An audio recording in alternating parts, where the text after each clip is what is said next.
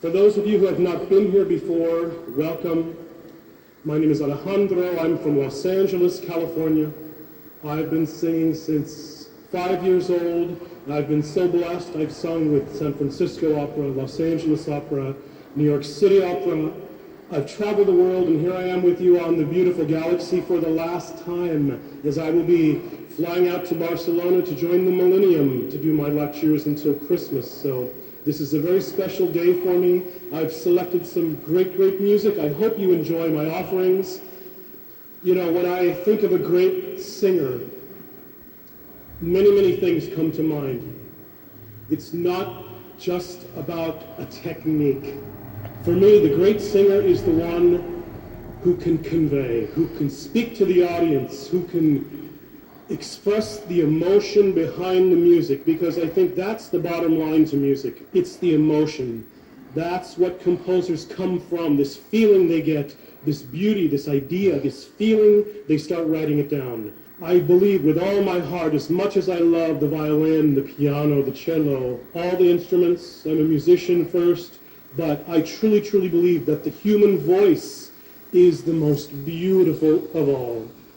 It's the most delicate, it is the most rare and sensitive instrument. It is the only instrument that lives, it breathes, it thinks, it feels. A singer has to build the instrument and then learn how to play it. So there's a lot of work at this. Singers study language, they study tone, they study color, psychological, human endeavor, the passions. They study the body, the breath. It's like a juggling act. It's balance. Original voice comes from baby in the womb. When baby is with mother and mother is feeling things and living things, the baby has a memory to remember these sounds and feelings. And the first thing the baby does when it comes out into the world, it cries, it screams, it uses the voice. Then when baby is nursing, it's cooing.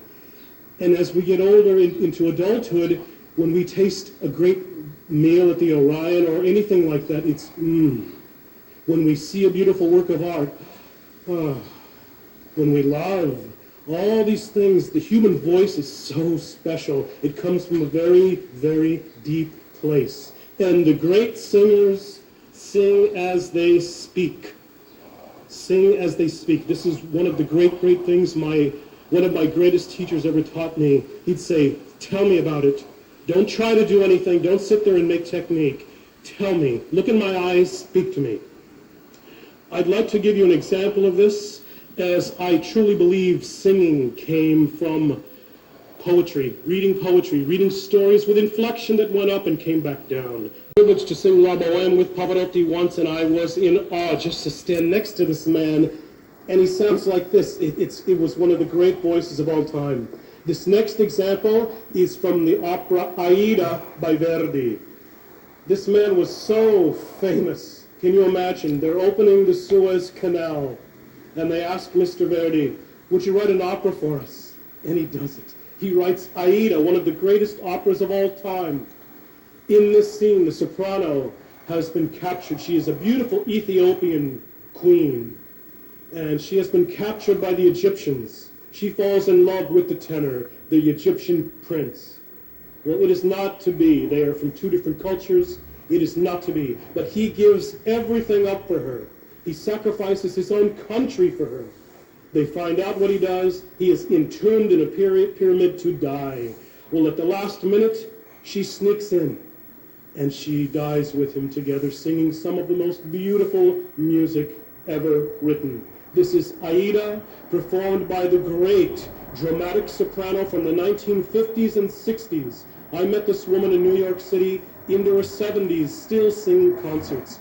This woman had major control of the breath, high notes, legato, long, beautiful line. And can you imagine in the 60s being a black woman from the South coming to New York to make a career in opera? She is grace under pressure, class. This woman just opens up and lets that voice go. This is the great aria from Aida, O Patria Mia. She sings, will I ever see my homeland again? O Patria Mia, and listen to when she sings My Pew, Nevermore My Pew. She was the consummate artist, Leontine Price.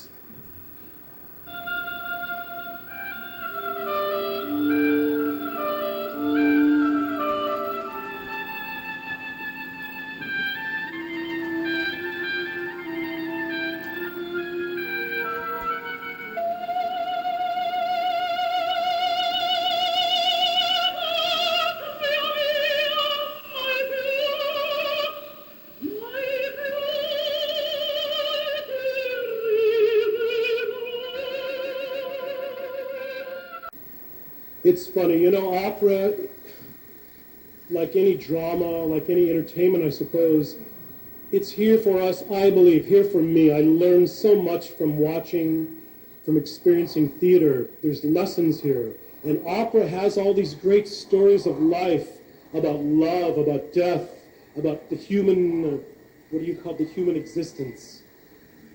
And it's funny that art imitates life and life imitates art.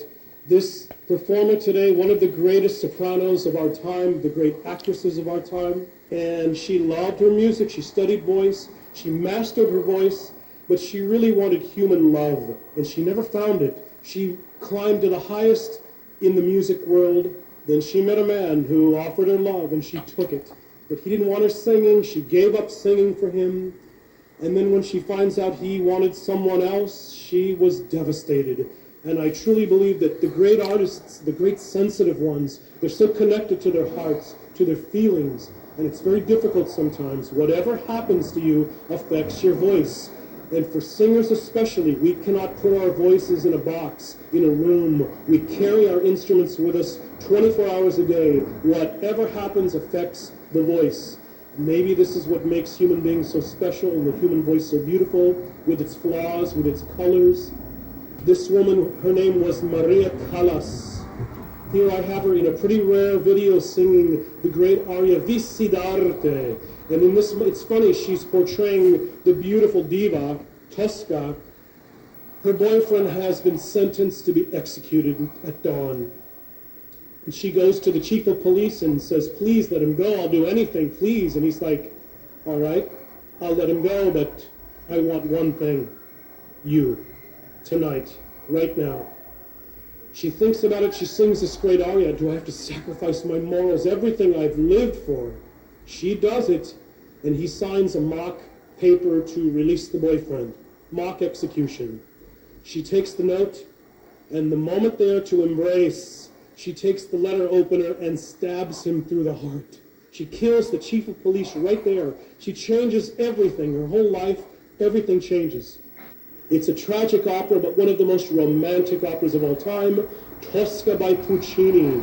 This is the great artista, the original diva, Maria Callas, in her prime. This is from 1965, singing Visidarte.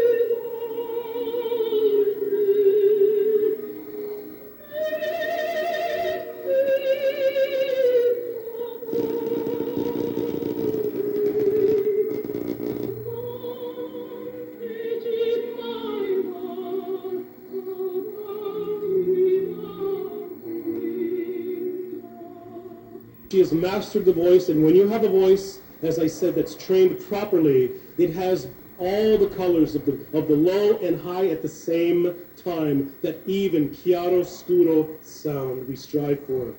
This next example is of one of the greatest coloratura sopranos of all time. I had the privilege to work with this lady also at the end of her career.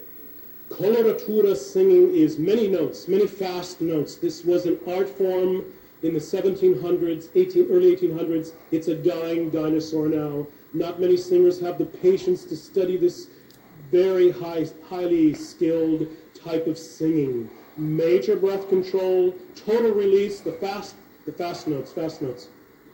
Her name is Joan Sutherland. You have Sir Andrew Lloyd Webber, Sir Elton John. Well, she is Dame Joan Sutherland. She's here showing off fireworks, pyrotechnics. Whenever she sang, she would bring the house down. This woman was tall, that regal, noble Australian, dramatic coloratura soprano, Joan Sutherland.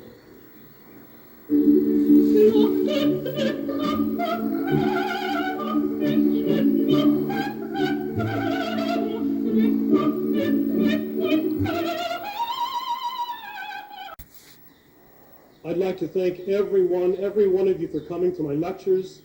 It's been a great experience for me, and I would like to leave you with one last little piece. This is a perfect example for me that music is universal. It's really not about the words, but the feelings behind it, what the sound does for you. I can't tell you what to feel. I know what I feel. This is what music does. And I'd like to share one little piece. This man was born in the early 1800s.